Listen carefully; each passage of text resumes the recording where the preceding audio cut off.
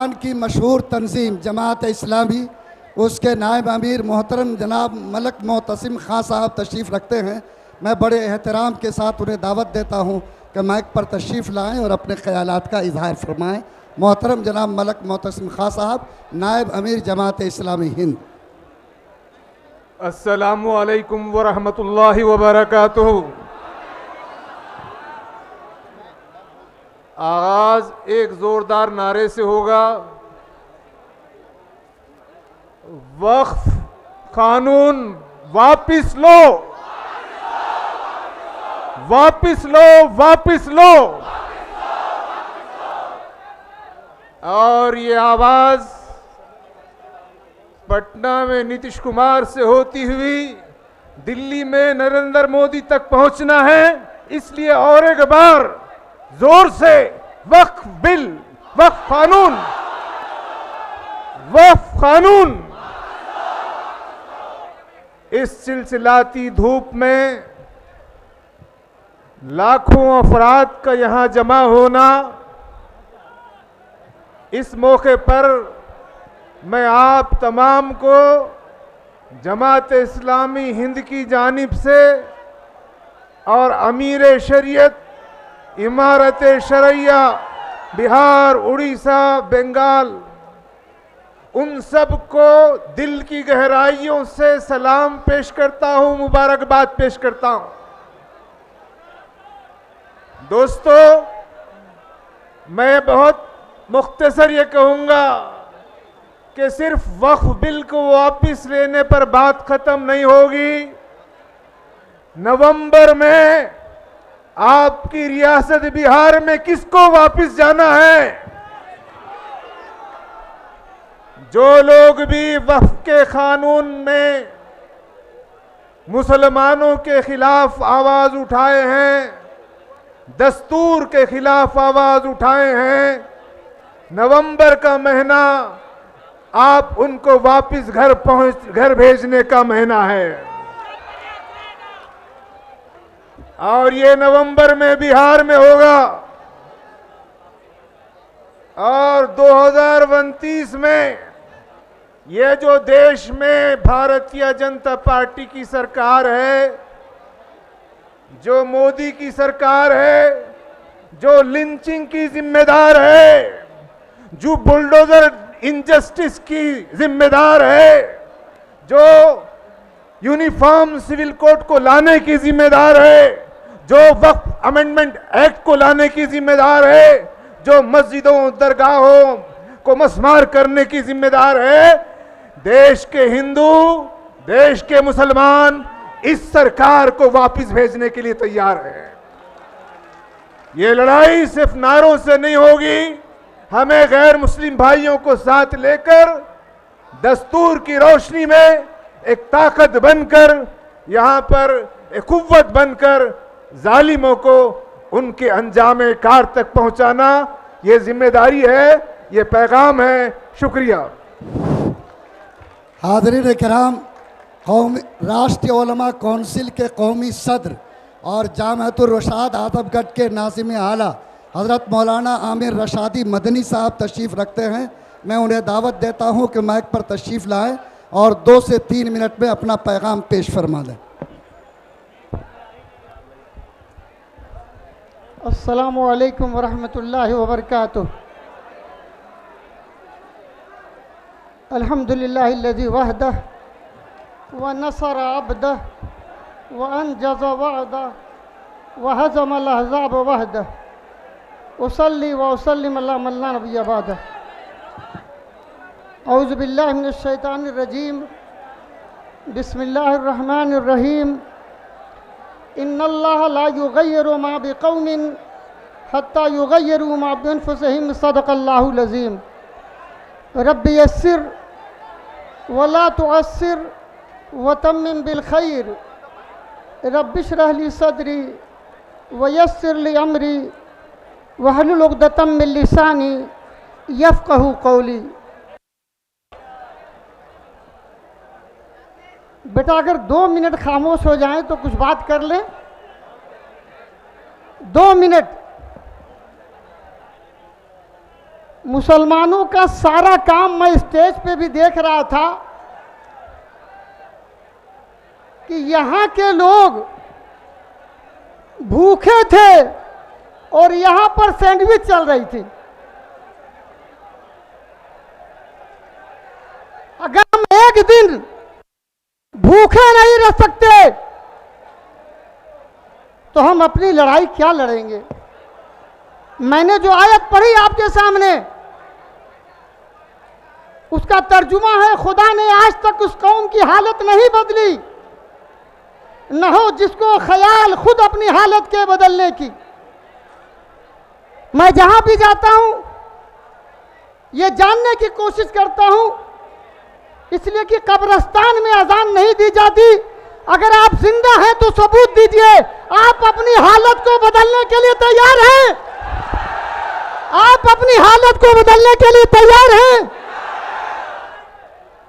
इस जलसे के सदर मोहतरम अमीर शरीयत मौलाना फैसल रहमानी साहब, आप लोगों को लड़ाई क्या लड़नी है? जज्बात के साथ आपके होश हवास बाकी रहें। ये लड़ाई इतनी आसान नहीं है। इस लड़ाई को, अरे भाई साहब पानी 2 मिनट बाद दे दीजिए, 2 मिनट बाद पानी दे दें।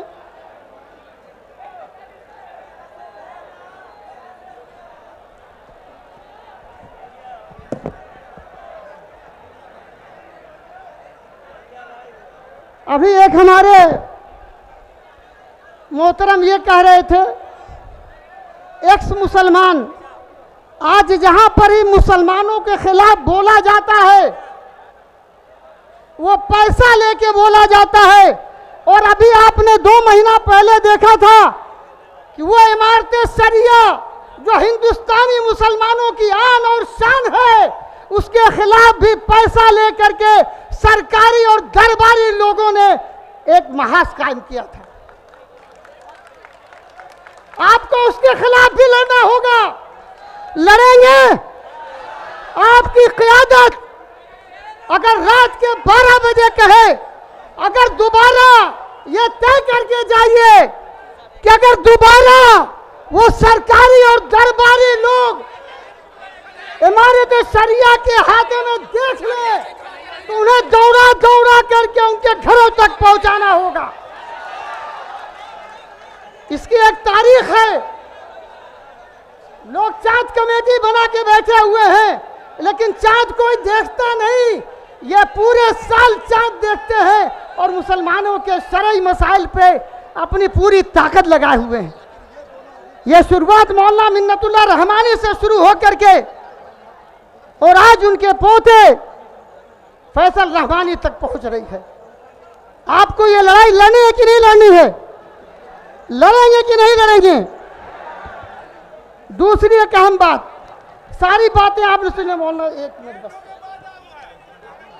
आपको बताया गया वक्फ के बारे में, वक्फ की परेशानियों के बारे में, लेकिन एक काम जो इस हुकूमत ने, मैं उसका नाम नहीं लेता, इस हुकूमत ने जो असल मकसद है वो मकसद है मुसलमानों को आपस में लड़ाना। ये सरकारी उनके लोग, बहुत से लोग मुसलमान पैसा लेकर के आपके दरमियान आएंगे और कहेंगे इससे मुसलमानों को फायदा है। वो मुसलमानों में पसमादा गैर पसमादा लड़ा करके, इससे पहले भी 1950 में कोशिश की थी कि मुसलमानों को कहा गया कि तुम वापस आ जाओ, तुम्हें रिजर्वेशन मिल जाएगा।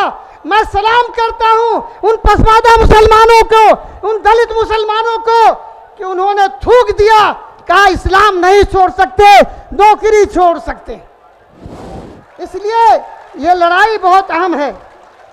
तीसरी अहम बात, आप अपनों को कमजोर मत समझें। इस मुल्क की 78 साल में जितनी हुकूमतें बनी हैं वो आपसे बनी है।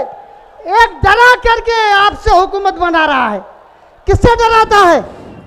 किससे डराता है? ये बीजेपी वाला आपसे डराता है। और दूसरी जो हुकूमतें बनती हैं, एक डरा कर दूसरे आपको मिलाकर।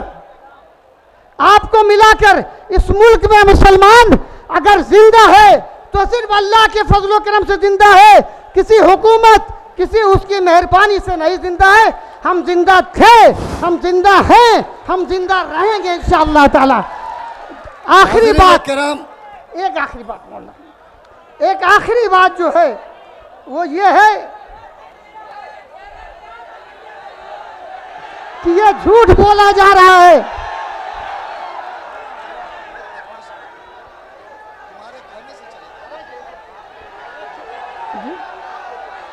तो मैं ये आपसे अर्ज कर रहा हूं कि आप तैयारी कर लीजिए, अगर दोबारा बुलाया जाएगा अमीर शरीयत आपको बुलाएंगे। ये जो भीड़ है ये किराए की भीड़ नहीं है, ये अपना पैसा लगा करके आई है, सच है या नहीं है? इसलिए मैं आपसे गुजारिश करता हूं कि इस लड़ाई में जब बुलाया जाए आप अपना माल जान हर चीज लगाने को तैयार हो जाइए और तूफानों से आंख मिलाओ, सैलाबों पे वार करो, मल्लाहों का चक्कर छोड़ो, तैर के दरिया पार करो। बहुत बहुत शुक्रिया। अस्सलाम वालेकुम।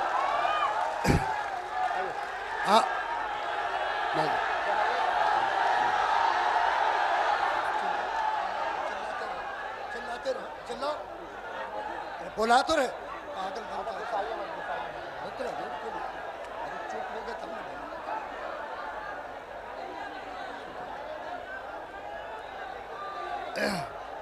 भाई, देखिए कम से कम इतना तो लिहाज कीजिए कि अमीर शरीयत बैठे, कौन सा मुसलमान और कौन काम। आपकी तो निगाह नीची होनी चाहिए और दिल अल्लाह से जुड़ा होना चाहिए कि हम कितने वही सब करने के लिए आए हो क्या? अरे अल्लाह के नाम पर कम से कम दिल में खुदा का खौफ तो पैदा करो। अरे प्रोग्राम चल रहा है, जो लोग भी हैं सब बोले जाएंगे।